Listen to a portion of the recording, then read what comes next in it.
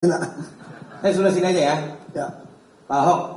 Jadi gini, semalam itu kita kan datang ke acara tabrak Prof Mahfud di Pos Blok. Nah di situ ada yang nanya soal KPK. Gimana nanti kalau Pak Ganjar dan Prof Mahfud menang, salah satu agenda dari Prof Mahfud adalah ingin balikin KPK ke settingan pabrik, settingan awal, kembali independen, tidak ada intervensi dari manapun gitu Pak. Nah 3 atau 4 hari yang lalu saya tuh iseng bikin konten ngepost.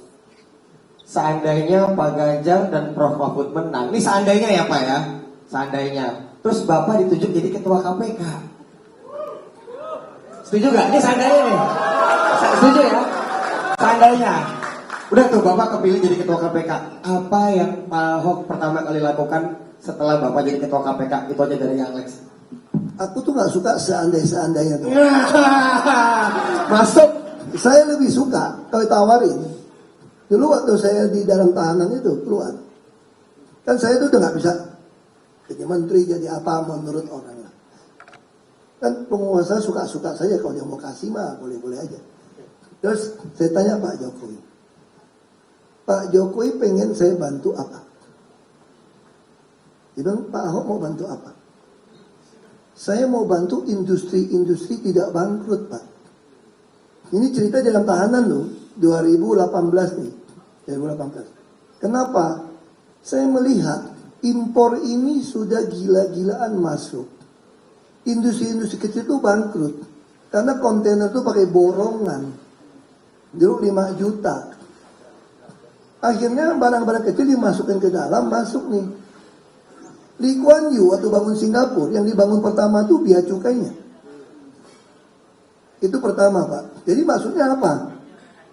Saya khawatir, dulu Pak Harto saja, saya kan udah umur 58 nih tahun ini. Ya Pak Harto aja dulu, suka dialog ya.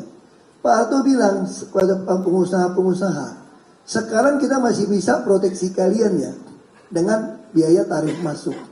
Tapi nanti tahun 2020-an, ini Pak Harto ngomong loh, 2020-an itu udah nggak bisa, karena WTO akan keluarkan peraturan tidak boleh naikkan tarif impor sembarangan. Nah di situ gimana cara atasinnya? Ya kan mesti bisa bersaing, sama mesti punya biaya cukai yang berani, yang bisa pinter. Ya waktu barang Anda masuk, saya bisa bilang, ini udah PSNI belum ya? Ini bahannya apa nih? Udah memenuhi kesehatan atau belum?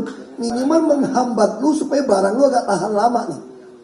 Bayangin kalau sekarang barang masuk dari luar negeri, nggak pakai gudang, langsung bongkar, langsung kirim. Jadi bukan salah TikToknya, salah biaya cukai dong yang. Tapi ini nggak ada yang berani WTO. Nah, saya bisa ngerti Pak. Makanya saya mau minta jadi dirjen biaya cukai Pak. Saya jamin penyelundupan stop. Karena zaman Pak Harto tuh penyelundup itu subversif, mematikan industri, berarti membuat PHK gitu banyak. Kalau PHK gitu banyak, semua penjualan akan macet, pajak semua akan turun. Ini negara bisa bangkrut. Saya jadi biaya cukai Pak. Kenapa biaya cukai gaji kecil? Kan dirjen boleh nyambi jadi komisaris Pak. Omega kan. Saya bisa beresin. Saya jamin industri nanti tidak ada lagi pakai UMP-UMP-an. Nah ini Pak Ganjar setuju nih. Belum bisa ngomong dong. Kan belum jadi dong. Tapi saya nggak bisa jadi dirjen biaya cukai lagi karena umur saya udah lewat. Itu cerita 4 tahun yang lalu. Nah ketua KPK gimana? Nah kalau ketua KPK ini kolektif, gak ada guna. Lu kalau angkat gue jadi jaksa agung dong. Baru langsung. Oke. Spesifik loh itu. Nah, lalu kalau jadi jaksa agung apa yang mau saya lakukan? Makanya saya orang nggak malu-malu, gue mau minta. Lu tanya yang gue minta dong. Iya.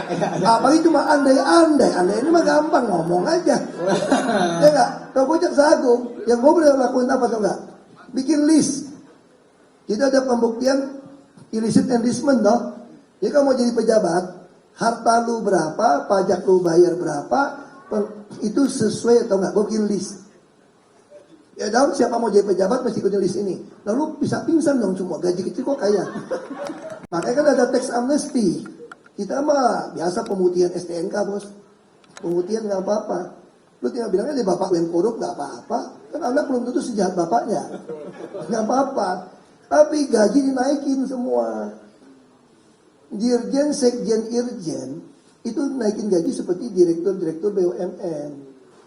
Menteri-menteri kayak gaji Singapura kasih $1 juta. Nih pak gaji 18 juta kaya raya main bisnis lebih celaka kita. Ya dong, kasihnya 1 miliar lebih, 15 miliar setahun lah.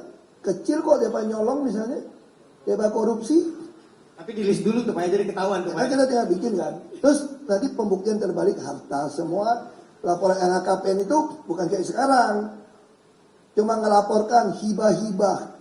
Kalau gue terima dari orang bukan dari kakek emak gue, nenek gue, bukan hibah, namanya gratifikasi bos. Iya dong. Nah kita nggak usah munafik lah, pakai kosakata yang aneh-aneh. Nah kita bereskan. Lalu TNI Polri, aku udah cerita sama Pak Ganjar nih, Pak Ganjar kan malu-malu. Bisa dilaksanakan nggak? Makanya ada yang isu, kalau gitu lu jadi Menteri Keuangan aja lu beresin. Karena pajak biaya cukai di bawah lu. Nah kalau ada gitu, lalu kalau Pak Ganjar. Ini cerita kosong aja, kan seandainya semua. Kan seandainya semua, betul. Seandainya biasanya kenyataan. Itu kalau pabrik bertumbuh, nggak usah berebut UMP. Kalau pabrik lu butuh tenaga kerja, lu rebutan lu. Gaji naik semua, pajak semua beres. Untuk mencapai penghasilan seluruh rakyat Indonesia, setiap rumah tangga bisa 5 juta pasti tercapai. Kalau itu tercapai, wah ekonomi kita dahsyat. Makanya negara lain itu takut Indonesia punya presiden yang bisa jalankan ini, tau nggak? Lu mau dagang apapun jalan. Lalu kata gue mau jadi apa? Dia cukai nggak bisa, berarti cuma 2 lah. Kalau asalnya nggak, jaksa agung atau menteri keuangan, misalnya. Oke. Kita di bawah biaya cukai, kan biaya cukai di bawah gua kan. Udah kejawab ya, udah kejawab nih. Seandainya nih. Tapi menteri tolong perbaiki gajinya dong. Iya. Kalau nggak susah gitu. Ngomong Pak Ganjar jangan ngomong ke saya, Pak. Jadi Menteri Keuangan boleh Pak asal $1 juta.